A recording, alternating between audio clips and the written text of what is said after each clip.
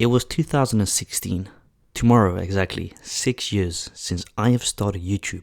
We have come a very far way. I want to speak about it in this video and sort of evaluate what it's been like being a YouTuber for 6 years. Starting up YouTube since I was 14 only, out of myself, volunteer.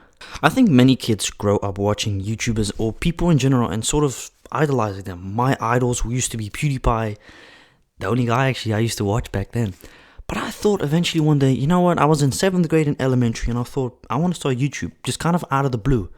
I wanted to know what that feeling was like of having fame, having a positive impact or negative impact potentially on the world and on society. So I decided to eventually, when I was 14, I had just come back from an amazing vacation in Thailand. I remember that vacation, awesome vacation, without a doubt, probably one of the nicest places I've ever been in the world. I had been watching ASMR since I was 12 years. And ironically enough, I was actually making content behind the scenes. Footage that I unfortunately can no longer access nowadays because, well, let's keep it a buck. The content I used to have back in the days are all on iPhone 4s, on iPads, like old stuff that just doesn't work because charging cables are different nowadays. So anyways, I was eventually like, you know what, let's try it. Let's see what this YouTube thing is all about. Let's see if it becomes anything, and if it doesn't, alright, then it doesn't. Because a lot of kids dream of doing stuff that makes them famous, earn them a buck. But for me, what was important was then I wanted to do something that I could enjoy doing while still going to school, and afterwards not just game like the rest of the kids did, but do something that I could speak to people about. So I made my first ASMR video and I had super high expectations. They were a little bit too high, but hey, I was only 14. What can you really blame for me? I make a channel intro. I have no experience on talking to a camera. I have no experience on how to communicate. You know, I didn't train myself like that. I didn't give myself no media training. Still to this day, never done that. I had to eventually teach myself how to talk in front of a camera and look into the camera most of the time. So I posted a video and I was like, okay, where are my views getting? I'm getting likes. Had no view in the first hour. I was like, oh, rather disappointing. Were my hopes too high? Yeah, but I was just genuinely excited. So then I got 1 like on a video. I was like, whoa, I got a like on the video and it wasn't me. Then a comment came. And if you remember, if you've been there since the start, Sandy Shore was my first subscriber.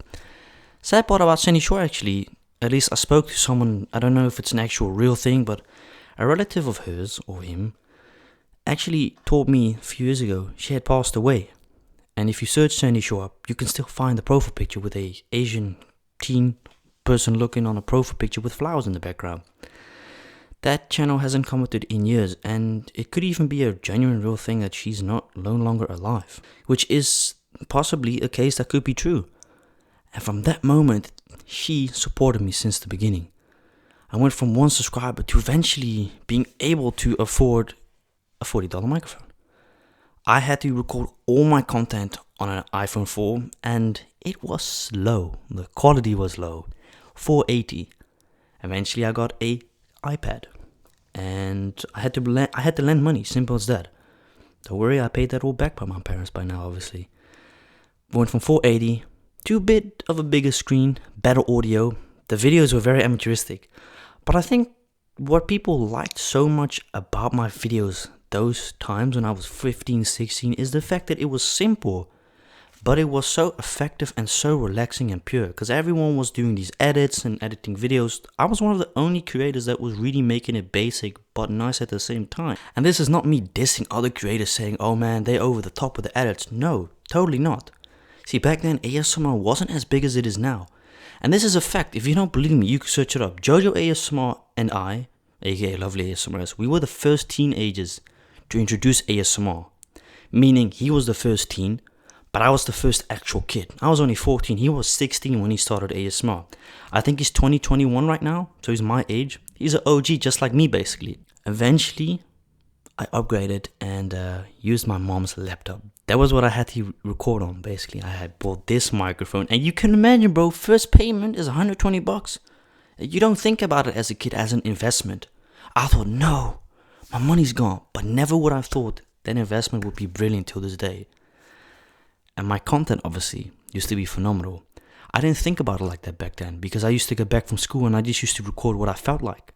I didn't have to title a video weird or have to do this. My videos would get views nonetheless. Ditch typical brood frikandel.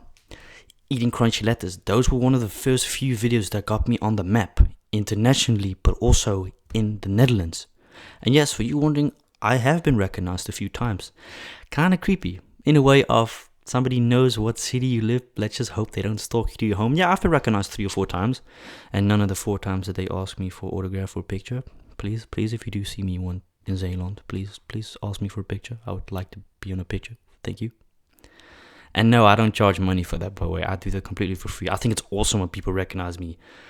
But 6 years of YouTube tomorrow. It is kind of crazy when you look at my content now and look at the past, how young I was. That I was able to do this at such a young age, which a lot of people were like, how can a 14-year-old do this voluntarily? Because I genuinely wanted to do it. And you obviously got some parents that force their kid, label them basically to make content. My parents were very skeptical first. I was like, is it really a good idea to put yourself on the internet? My dad was supportive of it. He was like, fuck it, go ahead. Let's see what it does. Let's see if it's cool. My mom has always been a little bit kind of skeptical, alright, about the videos I used to make ASMR wise and just in general me putting myself on the internet because, you know, it's a very big thing. It's not just something small, putting yourself as a 14, 15-year-old on the internet. It's not just something every parent would like. You know what I mean?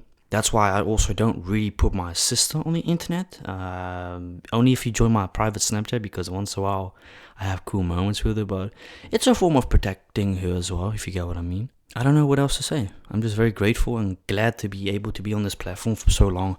Obviously, we've been through a lot of negative stuff as well. Yeah, of course I had sometimes that feeling of, do I want to continue the YouTube? Because it was stressful eventually for me, having to combine school with football, having to go study outside as well. Like, that was heavy, but I enjoyed ASMR. I really, really did. I remember, man.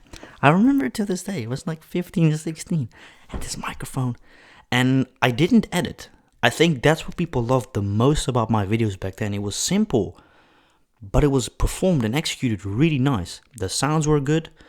There were no edits. So if the dog barked, I used to press the pause thing right here where I look at right now. And I used to continue after that.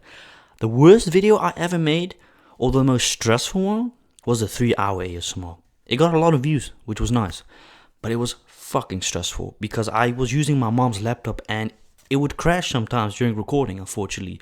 The audio would sometimes not match up. So in order for me to make this 3-hour ASMR, I had to take individual separate breaks. As you could see, it was daylight eventually, and then it's like super, super duper dark. But I really enjoyed making those videos. I took my time with videos. That's something that I sort of maybe lack nowadays. I got older. I think of different type of content than I used to be as a kid. And I'm more open about the content now in a way of, I don't mind making ASMR with condoms now. I don't mind doing this and that. But back as a kid, no way I would ever make content like that because I didn't think about it like that. I wasn't thinking about, let's make a condom ASMR, because I knew people, because of my age, would think that's a bit weird at your age. That's why I only started doing it when I was 17, 18. But besides that, we've also had brilliant moments. I got my play buttons. A lot of you stayed here as well. And I find it very cool to know the fact that some of you actually grew up with me. Like, that's kind of bizarre. I sometimes speak to people that say, yo, bro, I've been watching you for 5 years. And it's like, whoa, that's incredible. It doesn't matter if they don't watch me consistently. Doesn't matter. Even if you watch me once a month, you still watch me, bro. Not regardless, right? So I want to thank all of you that's been here. I'm excited. Kind of surprised that I'm still alive, I suppose, because I've been through a lot of dumb stuff in my life. And here we are, man. I'm very excited. I'm glad to be on this platform for 6 years. And I'm just glad in general that YouTube has improved their stuff towards me and created, because I used to get targeted crazy, man. I was checking my channel out the other day, the analytics. I was looking at videos that got deleted by YouTube, right? I can guarantee you over 40 million plus minimum views got removed from my channel at least, which is such an unfortunate event because my eating videos back in the day used to get targeted. I don't know why. Crunchy Lettuce video was the first that got removed, then the McDonald's or some other videos before, and I got banned 2-3 times. The first time I was banned for a 2-week or a month or something. Second time I was banned again for no reason, and the third time I was banned permanently. but I was able to reinstate my account, which Ben Trusted Flagger helped me with. I can't say too much about it for legal reasons and that stuff, but he used to help me. He's, by the way, not active anymore on Twitter, but it is because of him that I got my channel reinstated. And if it wasn't for that, your boy would probably be working now, working his fucking ass off. Yeah, in a way of I'll be working my ass off 9 to 5, which is nothing wrong, but that's what I would have been doing. That's what I would have done anyways if it wasn't for the success of my YouTube at a young age. Because I told myself, if this doesn't work out before I reach 16, I'm going to go work at the snack bar because I got to be 16. And I was just very fortunate enough to not have to do it still to this day. But yeah, that's kind of about it. Thank you so much, and I'm excited for the upcoming videos. Peace out. It's been an awesome 6 years, and I hope to continue, obviously. When am I going to retire, man? I don't know. But it would be awesome if we can make it another 4 years. So yeah, peace out, man.